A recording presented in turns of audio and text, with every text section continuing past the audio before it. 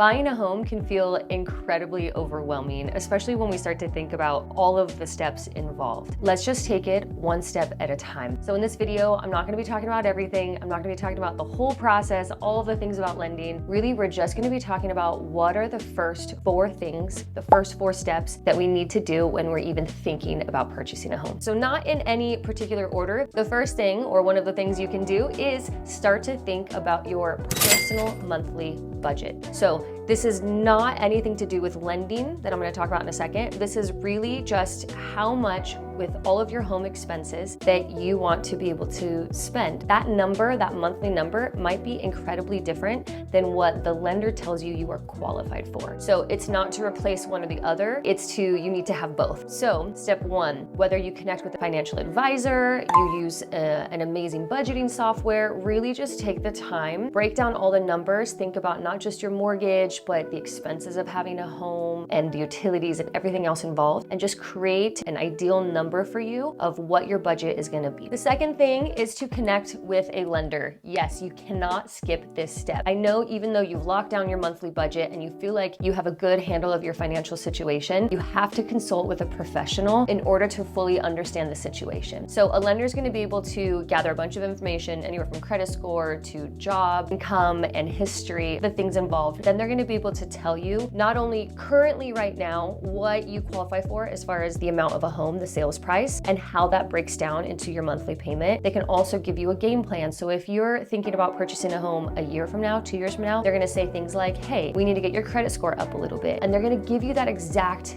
game plan. Yes, you can get some general idea for online calculators, but I'm telling you, it can be very misleading. I know for me personally, the second time I ever purchased a home when I moved to Boise, I had just had some proceeds from a previous sale of a home, and I thought in my head that I qualified for a certain price, and I was so off, and I wasted my time, my poor agent's time, just looking at homes that were just way beyond what I was actually qualified for house shopping. And that can be so discouraging. So I've met countless of people who think they're not even qualified to purchase a home, and then they find out they are, or who think they can qualify for a home that's way beyond their means. So this is just your sign, connect with the lender. Now, a few things on this. Every agent that you meet is gonna have their preferred lender or broker, and that's wonderful. Definitely get quotes from them. Also feel free to reach out to Facebook groups, get your own quotes. I really recommend at least 2 quotes, and also consider that when it comes to lenders, you're gonna have retail lenders and you're gonna have more independent brokers. By all means, do your due diligence, get quotes from a many different variety. I find the independent brokers tend to be the most, let's say, affordable when it comes to not having to include as many fees as maybe a retail lender. Now, it's very case by case. Like I said, get your quotes. But if price point is one of the most important things, you're just strapped for money, I highly recommend definitely getting at least 1 quote from an independent broker.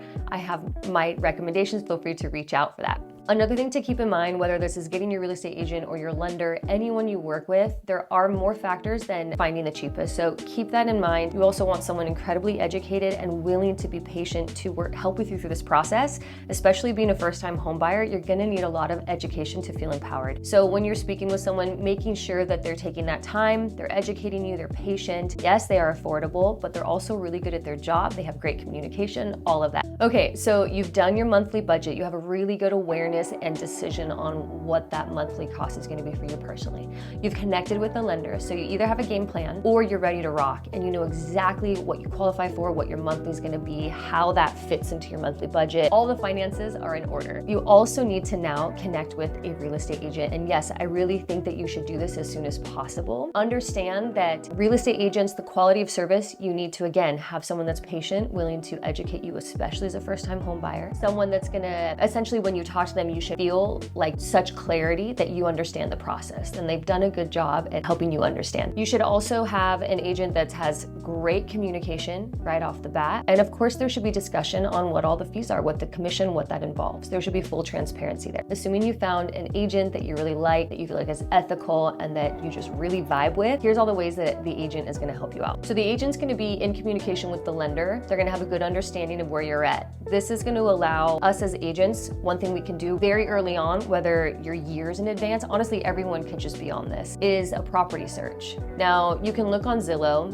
Zillow, especially in Idaho, is Idaho's a non-disclosure state, meaning you don't have to really state how much the home was sold. You don't have to give a lot of information. So Zillow sometimes can be slow in updating their information, and it could be incredibly off, especially in the realm of like Zestimates. So yes, Zillow is a fun place to browse. Go ahead and dream all you want on Zillow, but when you're actually getting to a place where you are sincerely thinking about the hunt, I highly recommend getting a property search alert from the MLS that's gonna have the most accurate and up-to-date information. Not only that, but there are so many more features and parameters that you can set up with the search. I've had someone that was specifically looking for a third type of living situation. So that could be like an RV parking spot, that could be ADU type situation. So if you have a very specific desire, we can set it up to have those exact parameters so you're not wasting time, you're not getting distracted by getting alerts from properties that you either maybe you can't afford or that are not even in line with your goals, but they look so pretty, and so you just get sucked into wanting to see that house. In order to make sure the process is not overwhelming, you need to have a very clear picture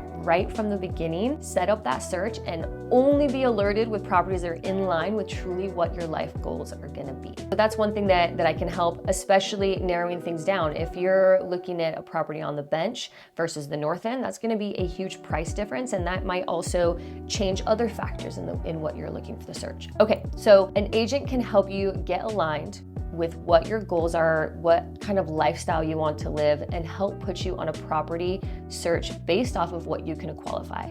Everything's dialed in. You're now getting email alerts with properties that you are in line with. At this point, the real estate agent will start to help walk you through more of the steps of home buying, what those next steps are. Honestly, like I said, I wouldn't worry too much about all the steps involved now, just to keep things simple. But when you do build that relationship, they'll be able to give you more and more education and help you understand more and more of the process. Another thing an agent can do right off the bat is just, especially if there's that signed agreement, is they can start protecting you and advocating for you right off the bat. So if you're strolling to open houses, you're getting sucked into first-time buyer webinars, all of these moments where you can potentially feel taken advantage of. So for example, one of my first-time buyers, I was able to link up with her when she was going to a first-time buyer seminar. And because I was able to educate her through the process, one, she was being quoted by that lender there. Lender was putting some hidden fees in certain area that was misleading, but she was able to catch that. Same thing, they were trying to get her to sign a contract.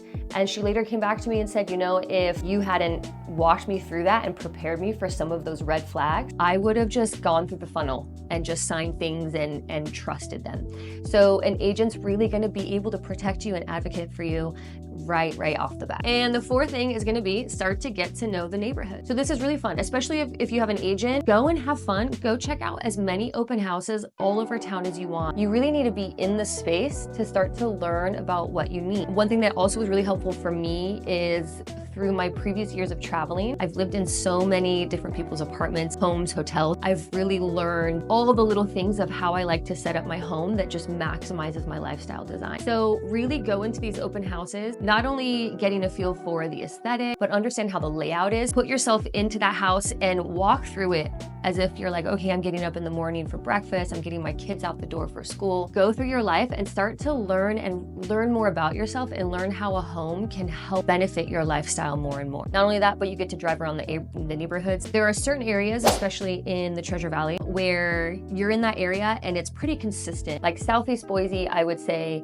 is pretty consistent as far as the quality of what you're gonna get with the area. But if you're in an area more like the Bench, you really need to drive those streets, because you could be in one street that is beautiful. There's wild bunnies going through. The homes are perfect. Everyone's renovated these older homes. You have all this character, but everything's nice. You turn the street and some homes, it's like people put their living room on their front yard. So there are certain pockets of town that you really do need to get to know the area more. There's other resources. If you're working with me, I have a relocation guide that also dives into explaining more about the different areas of Treasure Valley. There's a lot of different ways that you can get to know the area. This is really fun. You can start this now, even if you don't think you're gonna buy a home for a year or two. It doesn't hurt to just get to know the area. Okay, so those are the 4 steps. Okay, so whether you're ready to buy now or years from now, these are the 4 things that really you need to start to do. So 1, work on your monthly budget. And this is honestly, that's like a life lesson, right? We all need to just understand our budget.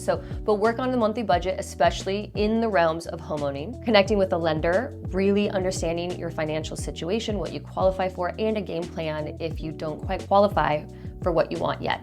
Connect with a real estate agent, start that relationship now, have them put you on a property search, and help just open up those conversations to start to understand the process more and more when you find yourself in certain circumstances where you need a little bit more guidance. Then the fourth thing is start to get to know the neighborhood. You're gonna do that through the property searches, through open houses, relocation guides, however you wanna do it. Just start your process of learning more about yourself, what you want, the life you want, and the neighborhood and all that Boise and the surrounding areas have to offer. So a little bit about myself. My name is Sarah. I am a real estate agent here in Boise, Idaho. I relocated here about 5 years ago from California. So I've done the relocation. I'm at a point where I love Idaho so much, and I've been able to explore and create new relationships. And now I'm able to take some of my past life of traveling the world and teaching dance and all the things I've done, and I take that passion for educating and I've put it now here in real estate. Okay, so I hope that helps. I'm gonna put some links below. I have a buyer's guide, relocation guide. I have a link that you can hop on a call for like 15 minutes with me for totally free. We can just talk about your own personal situation, and I can give you your own personal next steps of what you need to do. But really,